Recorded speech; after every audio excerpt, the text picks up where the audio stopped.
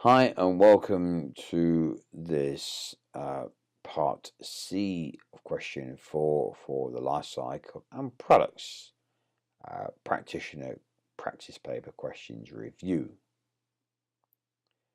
Okay, so we have an assertion reason start question here, and as you can see, the bold information above is for the assertion side of things. This is during feasibility, a lot of discussion about future use and format of the catalogue. So we're looking at feasibility and high-level qualities. It says one high-level quality of each stock item every 2 years. Well, this could be longer. It also envisages that the RCL will negotiate online auction sites, so online methods of assessing the catalogue can be amended in the future. In this phase, it was also identified that there should be 99% accuracy of information. So we've got high accuracy of information. So this starts to ring a bell of maintainability because it needs to be fairly accurate all the way through as it's going to be reused. And the shop staff from the purchase records will be the only people who will be able to assess the information on the catalogue to make corrections. Right. Okay, so let's have a look at the statements that we have here. Firstly, assertions. We'll go to all the assertions first. In order to meet the needs of the Geneva launch, the maintainability objective of the catalogue should be to deliver a short-term tactical solution. Well, you can see from that point of view that if we're looking for 99% accuracy, that is not what we're looking at. We're looking at from a very supportable and accurate solution from the beginning, not a short-term tactical solution. So that's a false statement. Okay. Number 2, the viability of including ongoing high-quality photographs of the stock should be part of the feasibility assessment.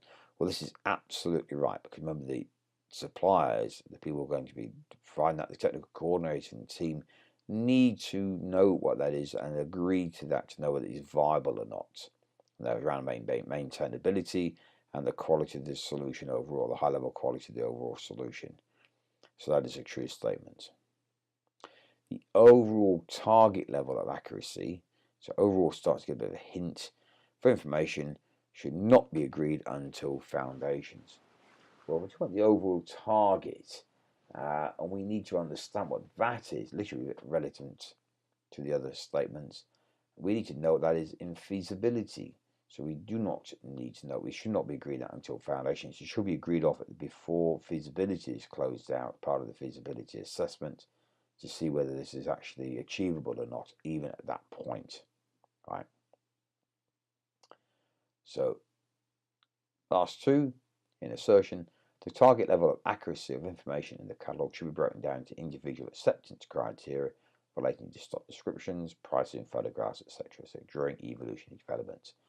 Remember, during evolutionary development, in the time boxes, in investigation, that's what we will be doing, is looking at specific acceptance criteria for each requirement, which is virtually what we're talking about here, right? So that's absolutely right, and that's a true statement. Finally, the shop staff from purchase records memorabilia should form a separate testing team alongside the SDT. No, they need to be fully integrated into the team itself. Now, they may come from a separate testing team initially, but as far as the project is concerned, they are integrated into the team, not separated. So that is false. All right, let's go back over reasons, and we'll come back to those in a moment. All right.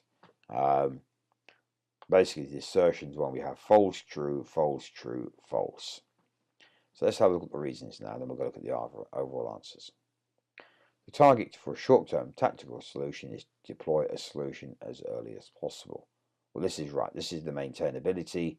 Deploy a solution as early as possible. This is the third level we have. So that is true.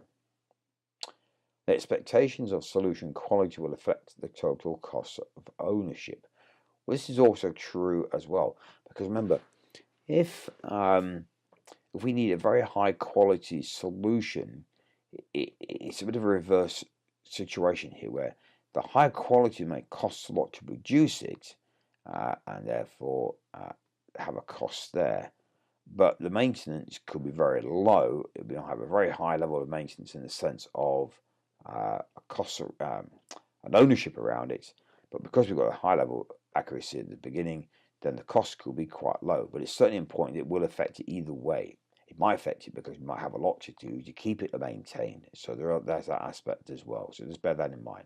But it will affect the total cost of ownership. So that's absolutely right. Right. And it needs to be sort of decided on in feasibility too. Number 3, the quality that can be achieved is defined when the solution architecture is agreed. Well, the solution architecture is agreed by signing it off and baselining it at the end of foundations. But we need to agree or define the quality that can be achieved in feasibility, right? So that is a false statement. Number 4, the objectives for each time box must be agreed and captured in the development approach definition. Well, this is false. Remember, we allocate requirements to the time boxes when we're doing the delivery plan in foundations, right? So we don't agree and then capture them in the development approach. It's actually trapped, if anything, in the delivery plan. But the development approach is about, how we're going to go about delivering the solution. You've got techniques and tools and practices and standards that will be in there, and strategies for testing and reviews. And that's what we're putting in the development approach, not the objectives for each time box. So that is false. And finally, business testing should occur throughout evolutionary development. It certainly should, as well as just technical testing. In fact, really, we should be doing technical testing every time we need to go through a review. We should do that first to make sure that the review is going to work. And usually we like to get business testing done at the same time or beforehand. So the main thing is business testing should occur throughout, and this is a true statement. Right, so just to remind ourselves, question 1 is false true, so it's D. 2 are both true, so we'll look at those in a moment. 3, both false, so it's E. 4 is true false, so that is C. 5 is false true, so that's the letter D. Right. So let's have a look at 2, just to remind ourselves what it is. So the expectations of quality will affect the total cost of ownership. Does that have a supporting or directly explain why the viability of including high quality photographs of the catalogue should be assessed as part of feasibility?